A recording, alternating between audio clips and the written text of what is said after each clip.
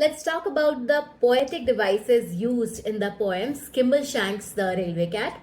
So the first poetic device is alliteration, and alliteration, you know what it is. It is the use of consonant sounds in the beginning of the closely placed words. As you can see in the line, he will watch you without winking and he sees what you are thinking. And then there is another in this line saying, Skimble, where is Skimble? For unless he is very nimble. So in these lines, we can see that there is a ver sound and sir sound in these lines. So it is alliteration. Next is imagery. Imagery, as the name itself is clear, that while you read or go through the poem, you form a picture in your mind. So that is what imagery is. Now there is a phrase used, newly folded sheet. So as we hear this newly folded sheet, so this portrays or this shows that the journey must be very comfortable, must be very clean, very cozy.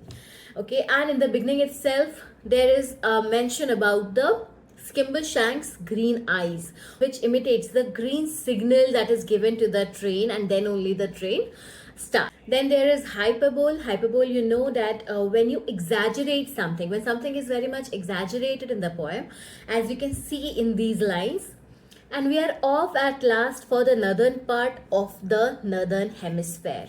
So this shows that the northernmost part of the northern hemisphere, which means the North Pole. So here it is exaggerated. Then there is metaphor. So you know what metaphor is. Metaphor is when the comparison is done implicitly, means not very clearly, without using the word like and as in the poem. In the line, the watches of the night, he is always fresh and bright. So this line, it shows that this cat, Skimbleshanks the Railway Cat, was alert and attentive throughout the night while the passengers were sleeping comfortably on the train. And then the last one and the most important one is personification. And you know what personification is? That when we give human-like qualities to inanimate objects, non-living things. So here it is the animal, Skimbleshanks is a cat. So here it is given human-like qualities to Skimbleshanks when it is said that he fulfills the duties and responsibilities very well. I hope you found this helpful. Subscribe to the Beauty of Language for more updates.